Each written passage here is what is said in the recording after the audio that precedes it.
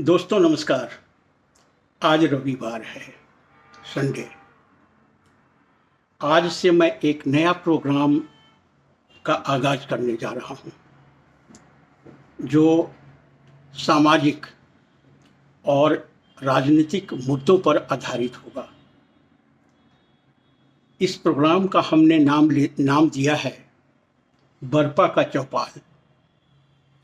आप कहेंगे कि कलकत्ता में बैठकर बरपा का चौपाल ये कुछ अजीबोगरीब लगता है, लेकिन ये नाम हमने बहुत सोच समझ करके रखा है।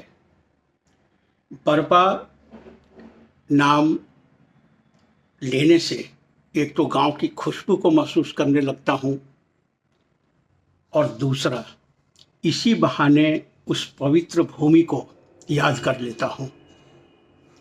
इसलिए प्रोग्राम का नाम है बरपा का चौपाल।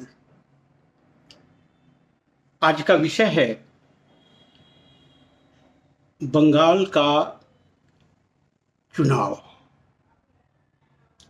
ये चुनाव बड़ा ऐतिहासिक होने जा रहा है।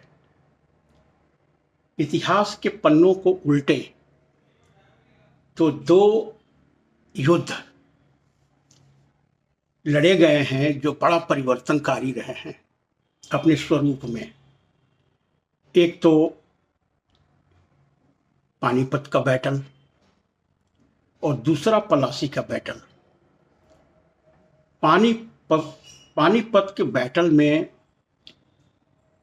मुगल साम्राज्य को जन्म देता है, और पलासी बैटल में अंग्रेजी हुकूमत भारत में पैर रखती है।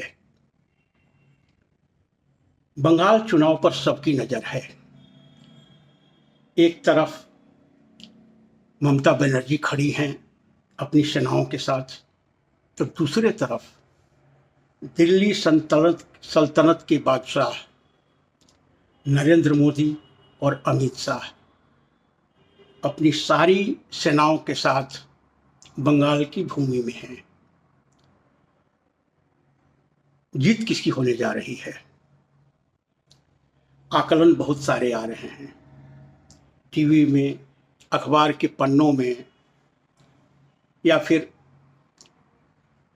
गली मोहल्लों में भी इसकी चर्चा हो रही है। सट्टा बाजार भी इससे प्रभावित दिखता है, वहाँ पे भी बेट लग रहे हैं। लेकिन जीत कौन रहा है? ममता बनर्जी या फिर नरेंद्र मोदी? चूंकि लड़ाई यही दोनों में है, सीधा। ममता बनर्जी की कुछ खासियत हैं। वो एक तो औरत हैं और बड़े जमीन से जुड़ी हुई नेता हैं, और दूसरे तरफ मोदी अश्वमेध के यज्ञ जैसा अपने घोड़े को दिग्विजय बनने की कोशिश कर रहे हैं, और ममता बनर्जी उस घोड़े को रोकने की कोशिश कर रही है। तो एक तरफ पावर ऑफ अथॉरिटी है दिल्ली का, तो दूसरे तरफ पावर ऑफ रेसिस्टेंस है कोलकाता का। मैं कोई पोलस्टर नहीं हूं, एस्ट्रोलॉजर नहीं हूं, लेकिन राजनीति में हमारी दिलचस्पी शुरू से ही बनी रही है, और न्यूट्रल भाव से मैं राजनीतिक गतिविधियों को पढ़ता हूं, देखता हूं और समझने की कोशिश करता हूं। बरपा नरेंद्र मोदी का एक तरह से गांव है, जहां तक राजनीति का सवाल है। सब लोग को जिज्ञासा होगी कि बरपा में, ये बंगाल में क्या हो रहा है। टकटकी लगाए होंगे सब लोग।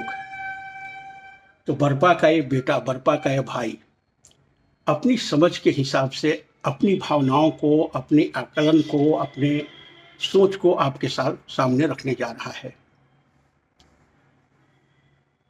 बीजेपी पिछले चुनाव में 77 सीटें जीती थी बंगाल में। अभी उनका स्वप्न है मेजॉरिटी गवर्नमेंट बनाना, मेजॉरिटी आना। 160 के आसपास सीट की वो कामना कर रहे हैं। वहीं ममता बनर्जी हैं जिनको 215 सीटें मिली थी 2021 में। वो उसको छूना चाहती हैं या उसके आसपास आना चाहती हैं। होने क्या जा रहा है? 15 साल का ममता बनर्जी सरकार के खिलाफ एंटी इनकम्बेंसी है और नरेंद्र मोदी का निरंतर एक विजय है। वो बंगाल में विजय पताका फहराने के आतुर हैं। होने क्या जा रहा है? मेरा आकलन है बीजेपी 100 सीट के अंदर ही सिमटने वाली है। 77 जो लास्ट टाइम था और 100 के अंदर रहने वाली है। ये बीजेपी का रेंज है। ममता बनर्जी की बात करें तो 180 प्लस माइनस 10, मतलब 180 से 200 का रेंज हम दे रहे हैं। मैं गलत हो सकता हूं क्योंकि कल वोटिंग है और वोटिंग को प्रेडिक्ट करना आज के इस समय में बड़ी मुश्किल है, लेकिन यही हमारा ख्याल है। BJP will not cross 100 seat and Mamata Banerjee will not cross 200 seats. आइए प्रॉस एंड कॉन्स को देखते हैं। ममता बनर्जी का क्या स्ट्रेंथ है और क्या वीकनेस है। ममता बनर्जी का वीकनेस है 15 साल का एंटी इनकम्बेंसी और यहाँ पे रोजगार की कमी का होना। उस तरह से एम्प्लॉयमेंट या अपॉर्चुनिटीज बंगाल में क्रिएट नहीं हो पाया है, तो ये उनके खिलाफ जाता है। वहीं ममता का स्ट्रेंथ है बंगाली प्राइड का, बंगाली अस्मिता का, बंगाली राष्ट्रवाद का। और यहाँ पे जो सामाजिक एम्पावरमेंट या सोशल सिक्योरिटी जो हुआ है, महिलाओं का सशक्तिकरण जो हुआ है, उसका बड़ा रोल होने वाला है। इसलिए ममता बनर्जी लगता है फिर शासन में लौटने वाली हैं। बीजेपी का कैंपेन बहुत ठीक था, लेकिन कहीं न कहीं अच्छा करने के चक्कर में वो कुछ उनका रास्ता खो गया। इस तरह से बंगाल के अस्मिता पे आक्रमण, ऐसा लगा जैसे पूरा मिलिट्री को झोंक दिया गया है। पाकिस्तान का युद्ध है। बंगाल भारत का राज्य नहीं, जैसे पाकिस्तान से आप लड़ाई लड़ रहे हैं। चुनाव आयोग जिस तरह से SIR यहाँ कंडक्ट किया है, उसके प्रति आदमी का बहुत रोष है और उसने बंगाल प्राइड को चैलेंज किया है। इसके बंगाली उसके कारण लामबंद हो गए हैं और रेसिस्ट कर रहे हैं मोदी को और मोदी के स्टेट मशीनरी को।